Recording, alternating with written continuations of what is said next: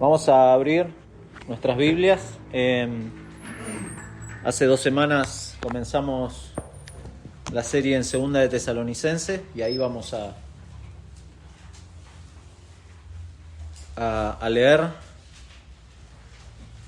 Si bien hoy vamos a abordar capítulo 1, versículos 5 al 10, vamos a aprovechar y vamos a leer todo el saludo como hicimos la primera vez. Vamos a leer desde el versículo 3 hasta el versículo 12. Luego vamos a pedirle al Señor su guía en esta mañana.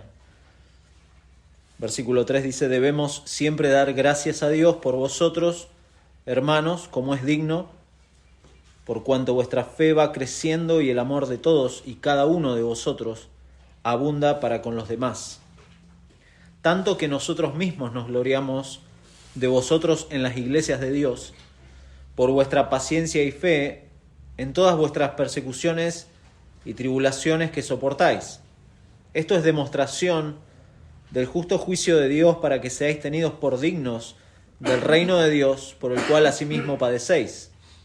Porque es justo delante de Dios pagar con tribulación a los que os atribulan, y a vosotros que sois atribulados daros reposo con nosotros, cuando se manifieste el Señor Jesús desde el cielo, con los ángeles de su poder en llama de fuego, para dar retribución a los que no conocieron a Dios, ni obedecen al Evangelio de nuestro Señor Jesucristo, los cuales sufrirán pena de eterna perdición, excluidos de la presencia del Señor y de la gloria de su poder, cuando vengan aquel día para ser glorificado en sus santos y ser admirado en todos los que creyeron, por cuanto nuestro testimonio ha sido creído entre vosotros. Por lo cual, asimismo oramos siempre por vosotros, para que nuestro Dios os tenga por dignos de su llamamiento y cumpla todo propósito de bondad y toda obra de fe con su poder, para que el nombre de nuestro Señor Jesucristo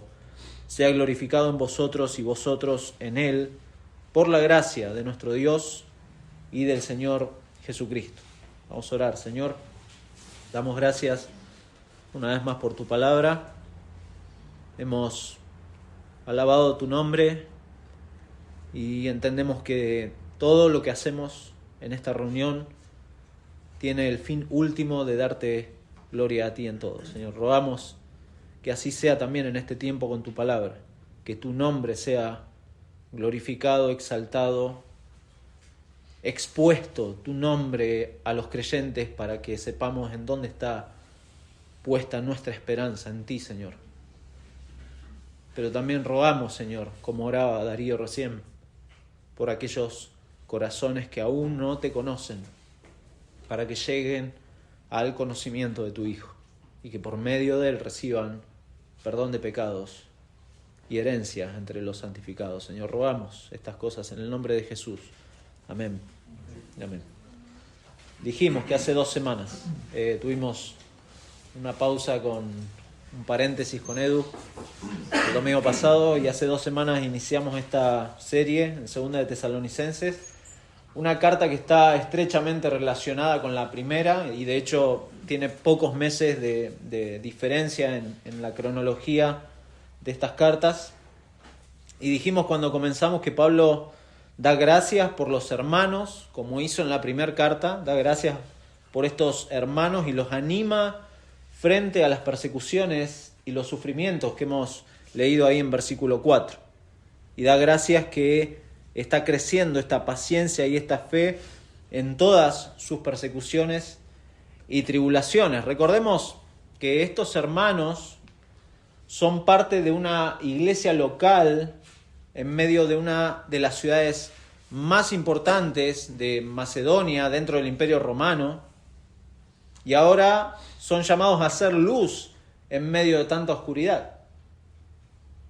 Y Pablo de hecho da gracias por el testimonio de estos hermanos, como más allá de las circunstancias, más allá del contexto en donde estaban estos hermanos, estaban creciendo en fe, estaban creciendo en paciencia, estaban creciendo en amor entre ellos, como vimos ahí, versículos 3 y 4, por cuanto vuestra fe va creciendo, el amor de todos va creciendo, pero también cómo han sido de testimonio a otros hermanos. Y lo vimos en 1 Tesalonicenses 1:8, cómo están siendo de testimonios, no solamente ahí en Tesalónica, sino más allá, en Macedonia, en toda Acaya. O sea, estos hermanos escogidos de Dios han sido imitadores de Dios, han sido imitadores de los apóstoles para que el Evangelio se vaya extendiendo, poniendo la mirada. Ellos tenían puesta la mirada, y esto se los recalca Pablo, la mirada puesta en el pronto regreso del Señor. Estos hermanos no estaban pasivos, no estaban en modo pasivo, no estaban simplemente esperando el regreso del Señor. Y bueno, y listo. Y de hecho Pablo se los va a decir en esta carta, y lo ha mencionado en la primera, de que algunos habían tergiversado esta idea del regreso del Señor y habían dejado de trabajar incluso, y no se estaban ocupando en sus cosas. Pero los creyentes no estaban en un modo pasivo, sino que justamente por causa de la venida del Señor se los ve activamente involucrados y comprometidos en las iglesias locales, y esta es la causa que los moviliza y que los identifica, el hecho de ser testigos de su Señor. Eso los lleva inmediatamente a ser reconocidos, y si usted puede leer Hechos 17, a ser reconocidos como los que trastornan el mundo. A ese punto los incrédulos miraban a estos tesalonicenses y le decían: estos son los locos que trastornan el mundo. Y a lo largo de la historia uno puede notar a los cristianos no como personas sencillamente toleradas por el mundo o amigables con el mundo, en el sentido de que el mundo quiere que seamos amigables. No los vemos así. El mensaje del Evangelio, mi hermano, mi amigo, no es un mensaje amigable. No es un mensaje. De hecho, la cruz del Calvario no es nada amigable.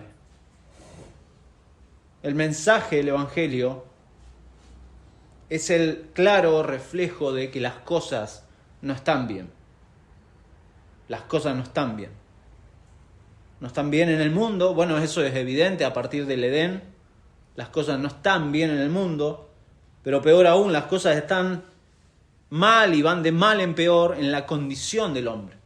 Estamos en esa espiral descendente de pecaminosidad en las personas a quienes predicamos. Entonces el Evangelio no es nada amigable, lamentablemente. Pero Dios ha enviado a su eterno Hijo, nuestro Señor Jesucristo, para reunir un pueblo, para salvar a pecadores incapaces, inútiles, muertos, espirituales, que fueron revividos por Dios por medio de su Espíritu, para ahora, como pasa con estos hermanos, crezcan en la fe, crezcan en amor unos para con otros, crezcan en paciencia, que son preservados en medio de persecuciones y de tribulaciones. El pasaje de hoy es continuación del saludo inicial de Pablo a esta iglesia, y finaliza en versículos 11 y 12, que vamos a ver Dios mediante la próxima semana. Pero hoy vamos a ver versículos 5 a 10, en donde Pablo, el apóstol, da razones legales de por qué Dios va a reivindicar a su pueblo. Dios va a reivindicar a su pueblo. En toda la historia redentora, lo que está en juego, mi hermano, es la gloria de Dios. En toda la historia redentora no se trata de usted, no se trata de usted. No, descentralícese. Se trata de la gloria de Dios, de la gloria de nuestro gran Dios. ¿Por qué? Porque ahí desde el Edén fue el carácter de Dios lo que fue puesto en duda por Satanás. ¿Recuerda? Con que Dios os ha dicho. Ahí se puso en duda la gloria de Dios, y así a lo largo de los siglos Dios ha sido desechado por el ser humano, quien, como dice Romanos capítulo 1, vale la pena leerlo. Si usted es un nuevo creyente o un viejo creyente, antiguo creyente, no deje de leer Romanos capítulo 1, en donde describe 1, 2 y 3, describe claramente nuestra condición. Versículo 22 dice: profesando ser sabios, se hicieron necios y cambiaron la gloria del Dios incorruptible en semejanza de imagen de hombre, corruptible, de aves, de cuadrúpedos, de reptiles, etc. Por lo cual también Dios los entregó a la inmundicia en la concupiscencia de sus corazones, de modo que deshonraron entre sí sus propios cuerpos. Y ahí empieza esta espiral descendiente, Dios siendo desechado por el ser humano, paso tras paso. ¿Acaso esta no es la forma que renegamos de Dios? Léalo en su casa detenidamente y así uno puede identificarse de que de esta forma nos burlamos de Dios. El ser humano así se burla de Dios, pero por amor de su nombre y porque fue lo que quiso hacer en sus planes eternos, Dios envió a su Hijo y tomó hombres y mujeres de diferentes lugares, de todo lugar, para reunir un pueblo, para reunir una familia acá en Tesalónica, por ejemplo, iglesias locales que glorifiquen a Dios y sean testigos. Testigos que serían perseguidos. Testigos que van a sufrir. Como siempre decimos, los cristianos no estamos en un picnic. No. Los cristianos son llamados a sufrir. Vamos a ser atribulados en todo, pero no angustiados. Perseguidos. Un tesoro en vasos de barro. Eso dice Pablo en 2 de Corintios. Perdón, 2 de Corintios 4:4 habla de los incrédulos, en los cuales dice 4:4, el Dios de este siglo cegó el entendimiento de los incrédulos, para que no les resplandezca la luz del Evangelio de la gloria de Cristo, el cual es la imagen de Dios, porque no nos predicamos a nosotros mismos, sino a Jesucristo como Señor, y a nosotros como vuestros siervos por amor de Jesús, porque Dios, que mandó de las tinieblas resplandeciese la luz, es el que resplandeció en nuestros corazones. ¿Para iluminación nuestra? No, del conocimiento de la gloria de Dios en la faz de Jesucristo. Pero tenemos este tesoro, el tesoro del Evangelio, el tesoro del Señor Jesucristo, tesoro en vasos de barro, para que la excelencia del poder sea de Dios y no de nosotros, que estamos atribulados en todo, mas no angustiados, en apuros, mas no desesperados, perseguidos, mas no desamparados, derribados, pero no destruidos, llevando en el cuerpo siempre, por todas partes, la muerte de Jesús, para que también la vida de Jesús se manifieste en nuestros cuerpos, porque nosotros que vivimos siempre estamos entregados a muerte por causa de Jesús, para que también la vida de Jesús se manifieste en nuestra carne mortal, de manera que la muerte actúa en nosotros y en vosotros la vida. Pero teniendo el mismo espíritu de fe, conforme a lo que está escrito, creí, por lo cual hablé, nosotros también creemos, por lo cual también hablamos, sabiendo que el que resucitó al Señor Jesús, o sea Dios, a nosotros también nos resucitará con Jesús y nos presentará juntamente con vosotros. Tremendo, precioso. Tesoros en vasos de barro. Debemos recordar, y esta es la idea del pasaje, debemos recordar los cristianos que el sufrimiento por causa de su nombre es algo normal. Es algo normal. Es algo que tenemos que esperar. No nos tiene que sorprender. Pero es algo de lo cual vamos a ser ajusticiados por nuestro Dios.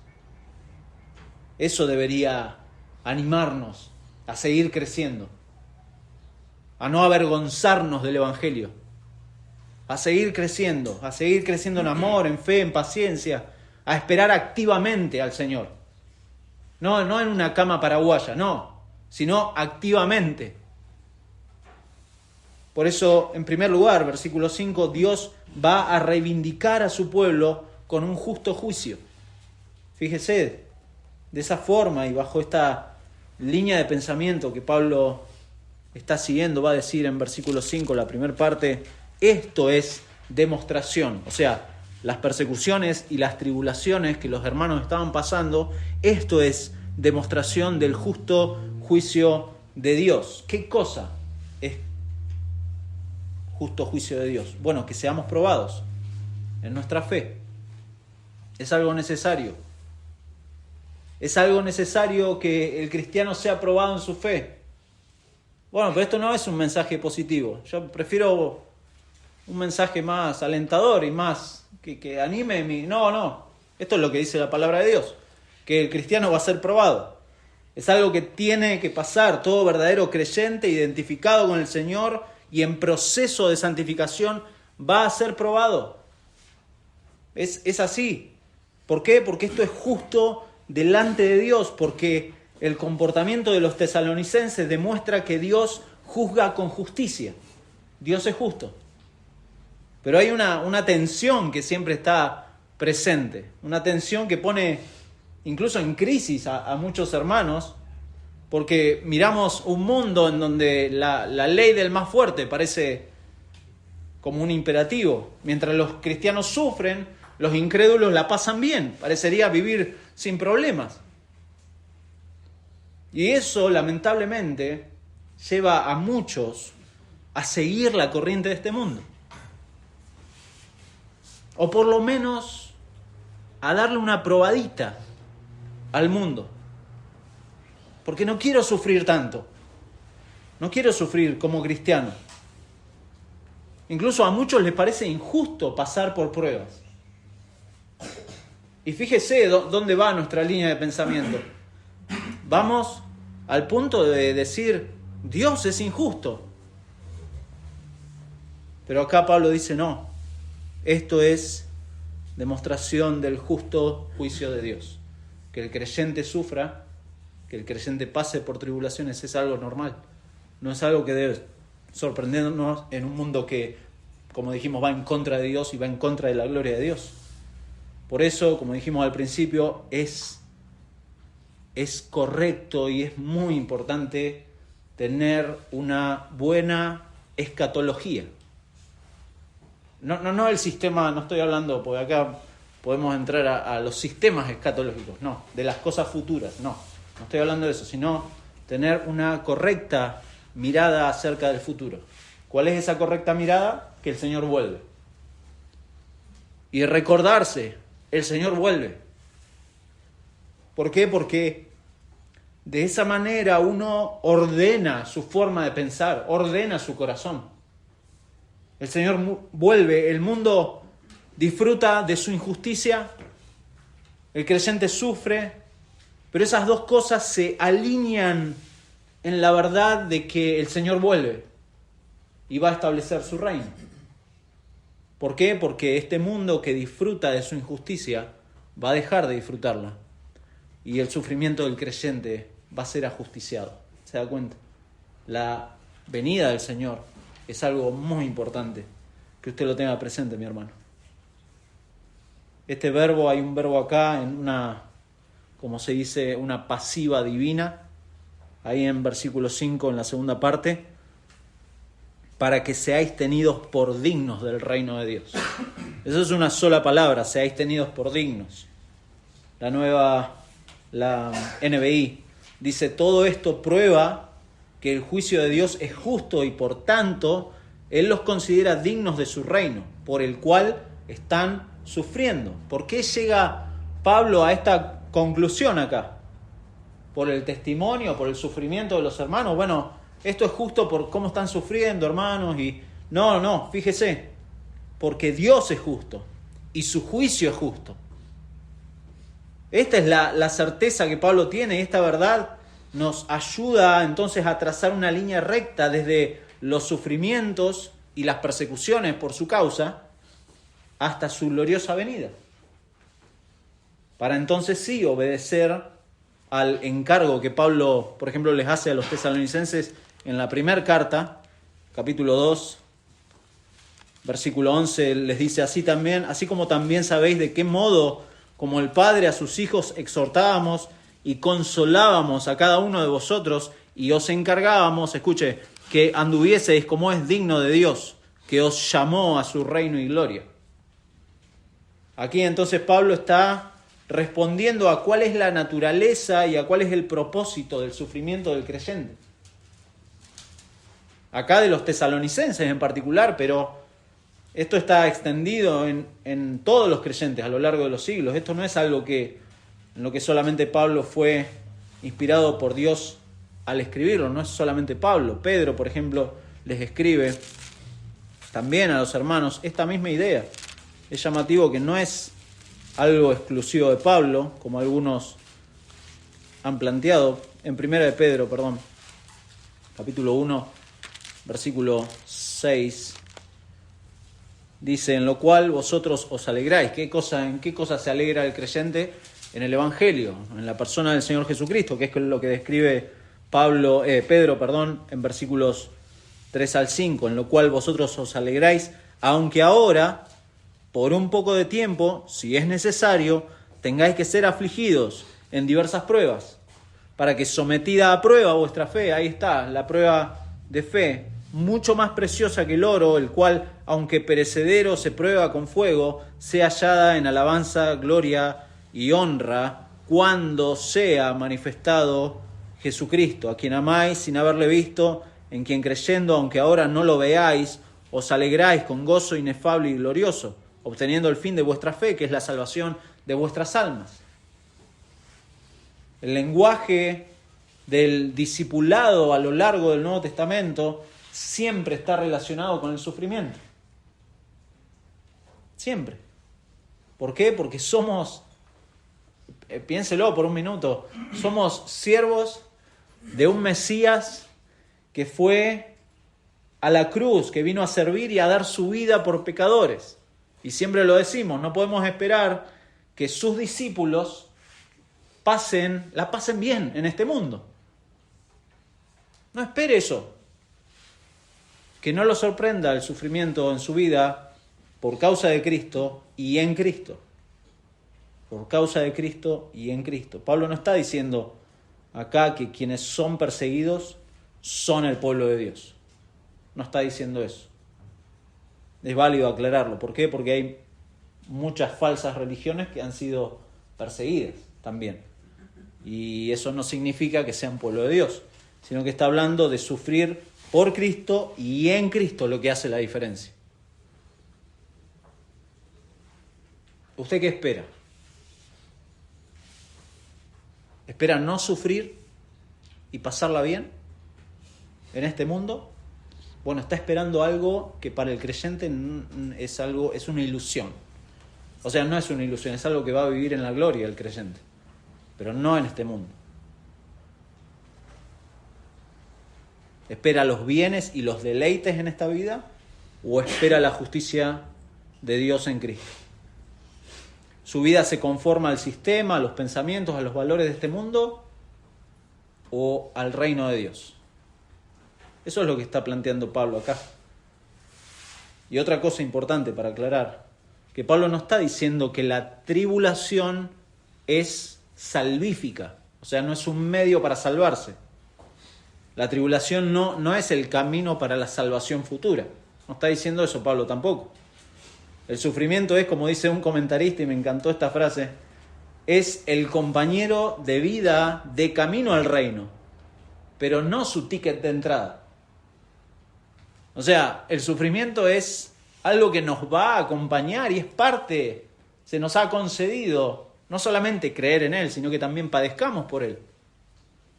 Pero el ticket de entrada, usted no va a entrar al reino por el grado de tribulación que haya pasado. No. No va a entrar por lo buen vecino que es, no va a entrar por su compasión o por la forma misericordiosa con que ha tratado a sus conocidos. No va a entrar por ningún mérito suyo, sino solamente por la justicia de Dios en Cristo. Solamente por eso. Y esa justicia y ese amor incomparable es lo que mueve al creyente a vivir dignamente. El amor de Cristo, dice Pablo en 2 Corintios 5, nos constriñe, nos aprieta. Es el motor que nos mueve, el amor de Cristo. Por eso lo que define a un verdadero creyente es creer en el Evangelio. Eso es lo que define, eso es lo que da identidad. Pero hay algo que lo distingue, no que lo define, sino que lo distingue. Y lo que lo distingue al cristiano es su sufrimiento. El sufrimiento del creyente es una distinción, porque se nos ha concedido. Es una distinción que tenemos, como un título. Ahí va, el que sufre. Claro. ¿Cómo no vamos a sufrir en este mundo? ¿Cuál es el mayor sufrimiento del creyente? La ausencia de su Señor. Por eso le esperamos y amamos su venida. Dijimos en primer lugar, Dios va a reivindicar a su pueblo. Pero en segundo lugar, Dios va a condenar a muchos con un justo juicio. Dios es justo. En primer lugar, dice versículos 6 al 9, los que causan tribulación, a los creyentes van a recibir tribulación. Luego los que reciban tribulación por causa de Cristo van a recibir alivio de parte de Dios, este reposo que menciona ahí. Y en tercer lugar, los receptores del castigo o de esta condena son los no creyentes, que van a ser separados de Dios y recibirán, como dice el versículo 9, sufrirán pena de eterna perdición, excluidos de la presencia del Señor y de la gloria de su poder. Si hablamos de la justicia de Dios, también tenemos que hablar de su juicio. Inevitable. Por eso Pablo va a distinguir acá con cuidado dos grupos. Fíjese, los que serán encontrados dignos del reino, dignos, como dijimos, por causa del Evangelio, dignos por el sacrificio de Cristo, dignos por la vida perfecta y la justicia de aquel que se entregó por los injustos para llevarlos a Dios. Hechos dignos, por eso dijimos que es una pasiva divina, cuando dice seáis tenidos por dignos. En realidad debería decir sean hechos dignos por Dios, por medio de Cristo. Ese es el primer grupo. Y el segundo grupo, y es el mismo punto de inflexión, los que rechazan a Cristo. Lo hemos mencionado en otras oportunidades y es válido repetirlo. Si bien los pecados y el estilo de vida pecaminoso de una persona dan evidencia de su condición delante de Dios, es esencialmente el rechazo de Dios y de su Hijo, el Señor Jesucristo, lo que los va a condenar. Esa es la condena, eso es lo que el Evangelio de Juan nos describe, un pasaje recontra conocido, Juan capítulo 3. Después de hablar con Nicodemo, Juan parece hacer una pausa, una explicación, versículo 16, porque de tal manera amó Dios al mundo. De esa manera tremenda, grandiosa, inexplicable manera amó Dios al mundo, que ha dado a su Hijo unigénito. ¿Para qué? Para que todo aquel que en Él cree no se pierda, mas tenga vida eterna. ¿Por qué? Porque no envió Dios a su Hijo al mundo para condenar al mundo, sino para que el mundo sea salvo por Él. El que en Él cree no es condenado, pero el que no cree ya ha sido condenado, porque no ha creído en el nombre del unigénito Hijo de Dios. Y da esta explicación, y esta es la condenación, que la luz vino al mundo y los hombres amaron más las tinieblas que la luz. Traduzca luz como el Hijo de Dios. A eso está haciendo referencia Juan acá. Y esta es la condenación, que Cristo vino al mundo y los hombres amaron más las tinieblas que a Cristo, porque sus obras eran malas, porque todo aquel que hace lo malo aborrece a Cristo y no viene a Cristo para que sus obras sean reprendidas. Mas el que practica la verdad viene a Cristo para que sea manifiesto que sus obras son hechas en Dios. Se da cuenta el punto de inflexión, y más adelante Juan lo va a explicar en capítulo 6, versículo 40, cuál es la voluntad de Dios. Bueno, ¿cuál es la voluntad de Dios? Esta es la voluntad del que me ha enviado, que todo aquel que ve al Hijo y cree en Él tenga vida eterna y yo le resucitaré en el día postrero. Versículo 44, ninguno puede venir a mí si el Padre que me envió no le trajere, y yo le resucitaré en el día postrero. Ahí está, quienes rechazan al Hijo, se están condenando. Se están condenando. Esa es la condenación, que Cristo vino y lo rechazan. Esa es la condenación. Versículo 6, porque es justo delante de Dios pagar con tribulación a los que os atribulan, y a vosotros que sois atribulados, daros reposo con nosotros. Estos hermanos estaban siendo perseguidos, y la ira de Dios, acá marca Pablo, está, si bien sobre el incrédulo en general, acá en particular Pablo recuerda que va a caer con más fuerza sobre los que abiertamente están en contra de Dios y en contra de la iglesia. Eso les recuerda. La Biblia de las Américas dice en el versículo 6, porque después de todo es justo delante de Dios retribuir con aflicción a los que os afligen. La palabra acá que inicia este porque, en otros contextos es condicional, pero acá afirma que dado que Dios es justo, este es el carácter de Dios, es justo que esto pase. Es justo que este es el correcto veredicto de Dios. Acá no estamos diciendo, estamos condenando al mundo, predicando sobre el infierno. No, es lo que Dios, este es el veredicto de Dios. Es lo que Dios dice en su palabra. Esta es la justicia de Dios en dos formas acá. Alivio para su pueblo afligido y tribulación a los que persiguen a los creyentes y quienes rechazan a Cristo. ¿Cuándo?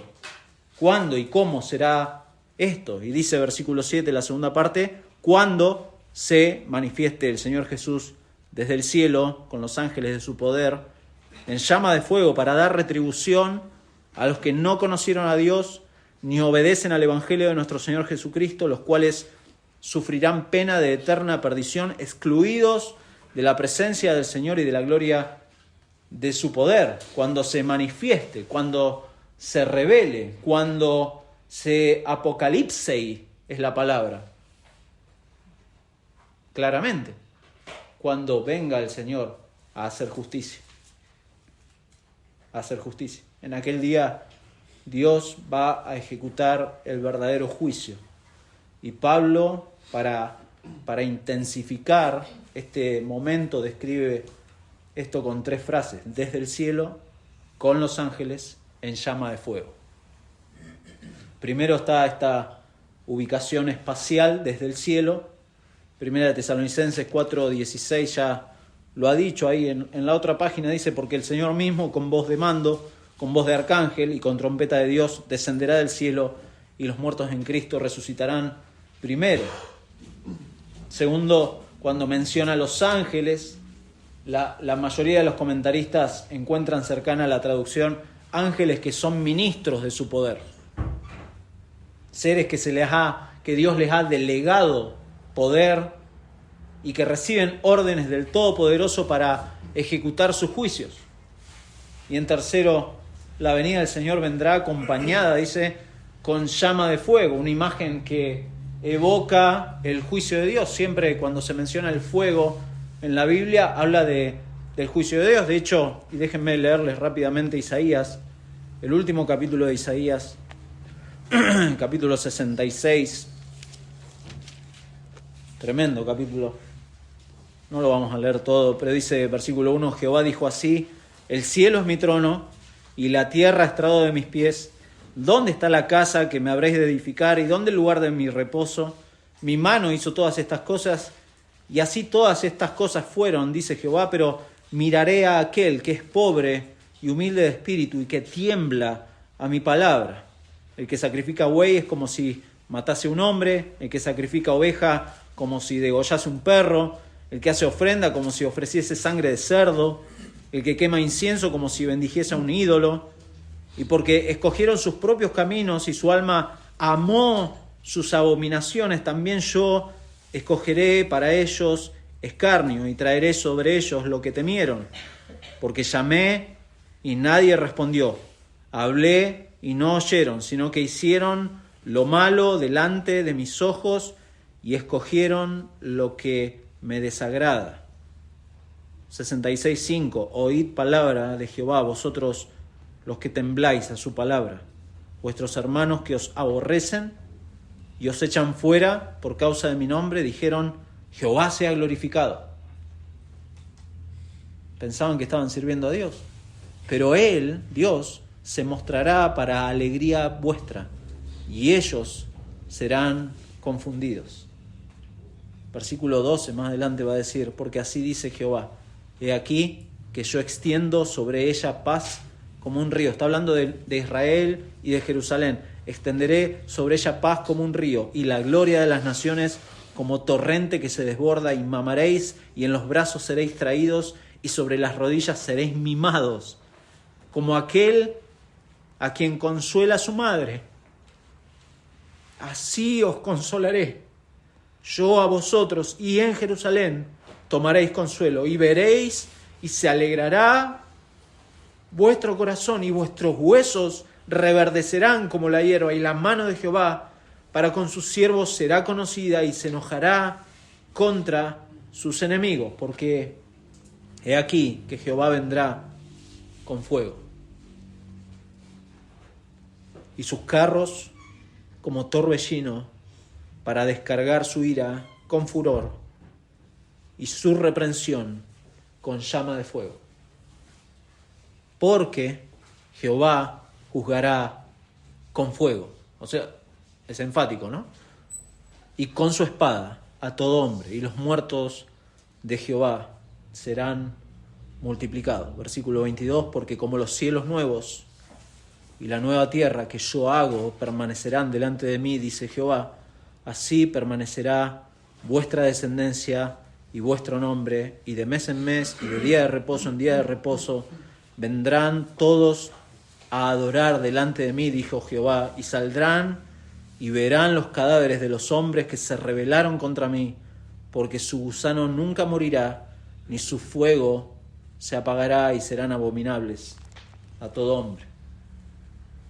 No tenemos el tiempo, es tremendo, y es el paralelismo que hay con 2 de Tesalonicenses. No tenemos el tiempo para ver esto, que es muy amplio, pero la naturaleza del juicio de Dios se expresa claramente con palabras que tienen que ver con castigo, y más fuerte, con venganza de Dios. Dijimos al principio, la gloria de Dios ha sido puesta en juego por Satanás y por todos los que obedecen a Satanás, y entonces Dios va a retribuir. Lamentablemente esto para nuestra mente del siglo XXI, esta palabra tiene connotaciones tan negativas que muchas veces evitamos usarlas así para referirnos a Dios. Pero este es nuestro Dios. Cuando decimos que Dios es justo, estamos hablando de esto. Finalmente, la arrogancia humana contra Dios será vengada por Dios mismo. Por Dios mismo. El infierno, mi hermano, no va a ser otra cosa que, como dice acá, la ausencia eterna de la presencia del Señor. Es una analogía, incluso podríamos decir, del Edén. ¿Recuerda el Edén? Cuando el hombre fue expulsado del Edén a causa del pecado, y por esa misma condición fue negada la presencia de Dios. Bueno, de la misma forma, en el final de los días, aquellos que se rebelen contra Dios y se mantengan en esa condición, Dios se va a vengar y los va a expulsar. Sin duda van a tener negada la mayor de las bendiciones. ¿Cuál es? ¿Las calles de oro? ¿El árbol de la vida? No, la presencia de Dios. El infierno no es otra cosa. Si usted quiere darle una traducción al incrédulo de lo que es el infierno, dígale, es la ausencia para siempre de Dios y de su gracia, para siempre. Y así como el infierno es la ausencia del Señor, el cielo es lo opuesto. Y allí, el centro de todo, la presencia de nuestro Señor en medio de su pueblo redimido. El cielo es eso. El único conocimiento verdadero de Dios que cualquiera puede tener es por medio del Evangelio.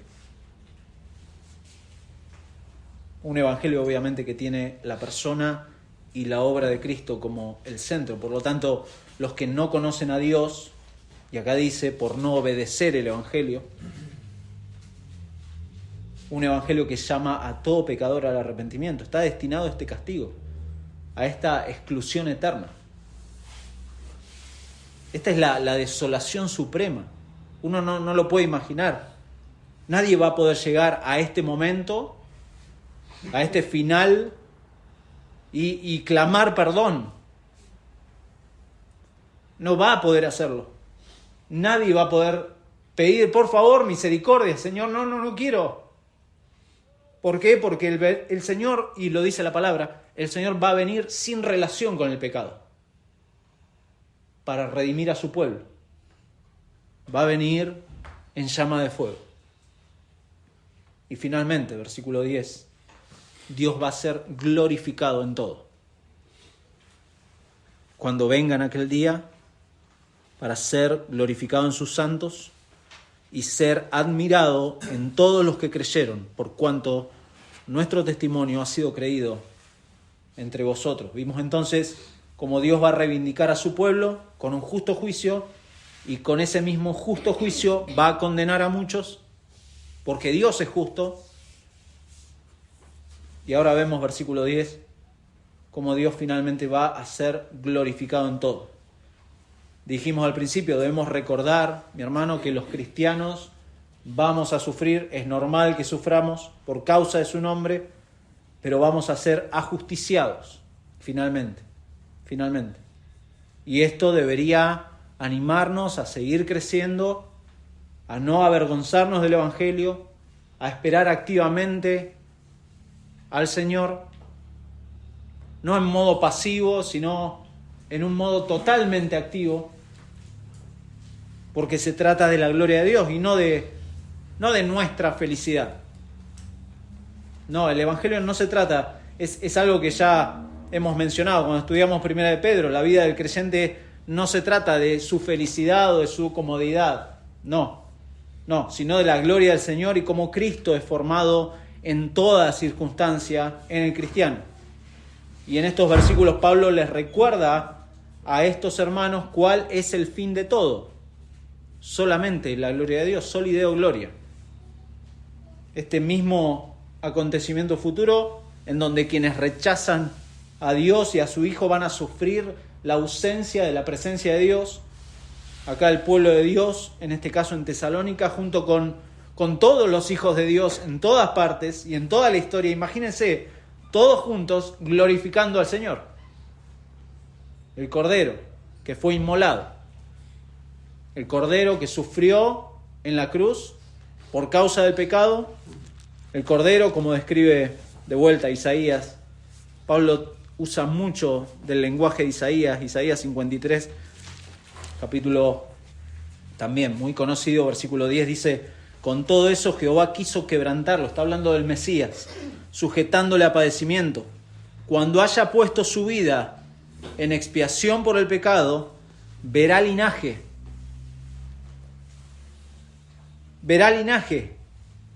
vivirá por largos días, y la voluntad de Jehová será en su mano prosperada. Verá el fruto de la aflicción de su alma. En aquel día verá el fruto de la aflicción de su alma y quedará satisfecho. Por su conocimiento justificará mi siervo justo a muchos y llevará las iniquidades de ellos. Está hablando del momento de la gloria. Por tanto, yo le daré parte con los grandes y con los fuertes repartirá despojo, por cuanto derramó su vida hasta la muerte y fue contado con los pecadores, habiendo él llevado el pecado de muchos y orado por los transgresores. Por lo tanto, ahí, en ese día, va a ser glorificado, va a ser admirado nuestro Señor. En definitiva, su justo juicio es justo y es para ser admirado. Pablo, en esta acción de gracias, introduce esta carta, no pierde el foco de lo que viene diciendo, muy importante. Les recuerda a estos hermanos que a pesar de las circunstancias que están pasando por prueba, están pasando por sufrimiento, pero Dios no se ha desentendido de ellos. Dios no se desentiende de los creyentes, no lo hace.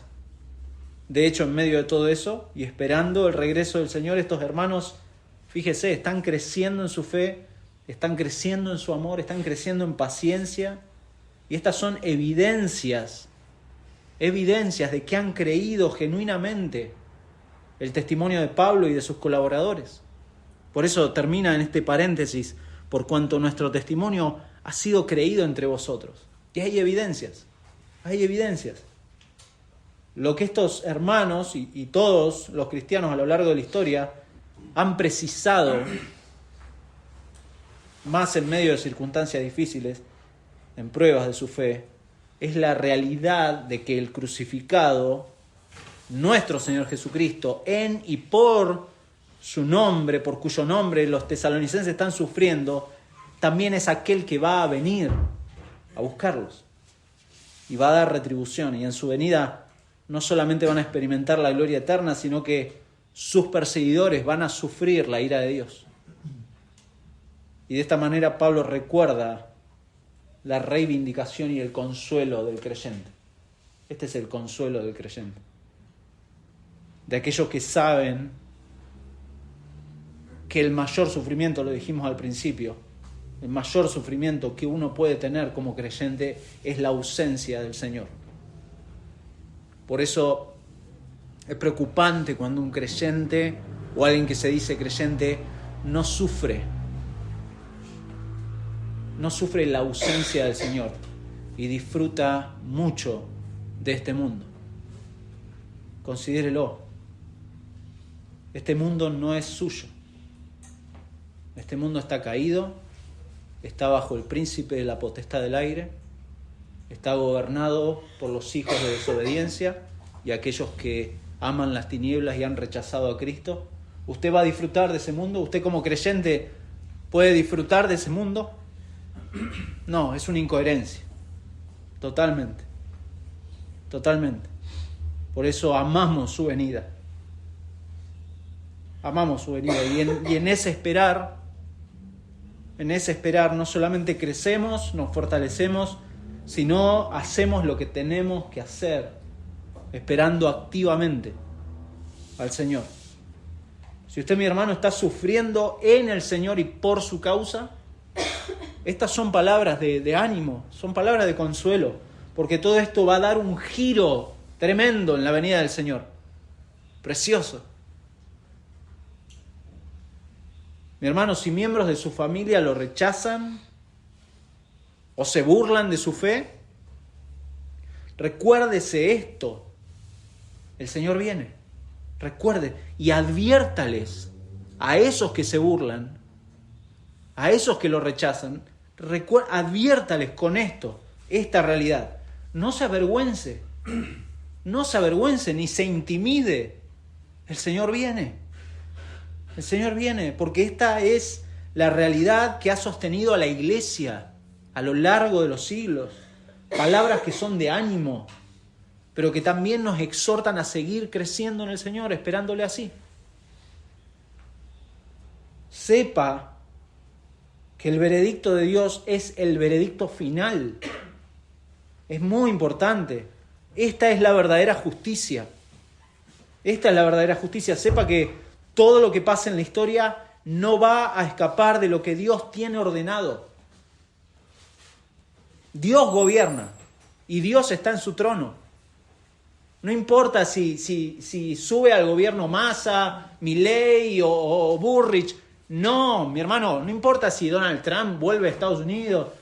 Eso no tiene que movilizar su corazón. Dios gobierna y está en su trono. Sepa que los creyentes van a formar parte de ese pueblo reivindicado por Dios aquel día, aunque hoy lo traten a usted de un retrógrada social. de un tipo aburrido que... No, sepa que quienes no creen están en un peligro mayor. Los que no creen están en un peligro mayor, aunque pretendan disfrutar de esta vida y piensen que se comen el mundo.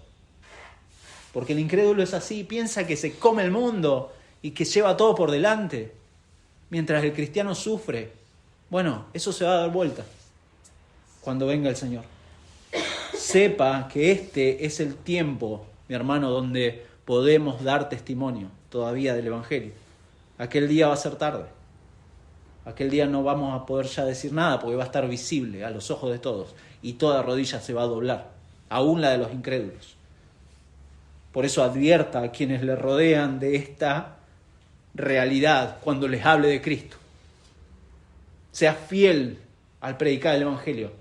No le diga, sonríe, Dios te ama, o le endulce el Evangelio. No, eso no es compasión. Eso no es compasión. Ser compasivo, mi hermano, es tener un sentimiento de tristeza que produce el ver padecer a alguien, porque el incrédulo no se da cuenta. Pero la compasión nos debería impulsar a querer evitarles ese dolor, evitarles el sufrimiento. A tratar de evitarlo de la forma que sea, pero sabemos que no es compasión evitar hablar del infierno. Eso no es compasión. ¿Por qué? Porque, como dijimos, el infierno es la ausencia de Dios, principalmente. Del castigo que le espera al incrédulo. La única compasión que uno puede impartirle al incrédulo, entonces, es anunciarle el Evangelio, tal cual está en la palabra de Dios. No sobarle el lomo y dejarlo eternamente perdido. No sirve eso. No sirve eso. Por eso Pablo termina orando por los hermanos, porque es toda una oración. Y Pablo termina, se los leo en la Nueva Traducción Viviente. Leemos y sígalo con la versión que tenga y luego vamos a orar. Dice, así que seguimos orando por ustedes. Después de hablar de todo esto, Pablo les dice, seguimos orando por ustedes, pidiéndole a nuestro Dios que los ayude para que vivan una vida digna de su llamado, que Él les dé el poder para llevar a cabo todas las cosas buenas que la fe los mueve a hacer. Versículo 2, entonces, el nombre de nuestro Señor Jesús será honrado por la vida que llevan ustedes y serán honrados junto con Él. Todo esto se hace posible por la gracia de nuestro Dios y Señor Jesucristo. Vamos a orar. Muchas gracias, Padre, por tu palabra. Gracias por el Señor Jesucristo y por medio de Él podemos orar a ti. Gracias porque por medio de Él hoy tenemos esta certeza, esta esperanza, esto que nos sostiene y nos preserva, esto que nos exhorta a seguir creciendo, a seguir batallando contra el pecado y contra las cosas que este mundo nos ofrece. Señor, gracias por tu iglesia, porque es un medio de gracia que nos has dado para seguir animándonos unos a otros, recordándonos que tú vuelves y que tú vuelves para reivindicar a tu pueblo. Gracias porque eso también nos da urgencia, que ante tu venida, oh Señor, tengamos presente esta advertencia para aquellos que no creen. Por quienes también rogamos, Padre,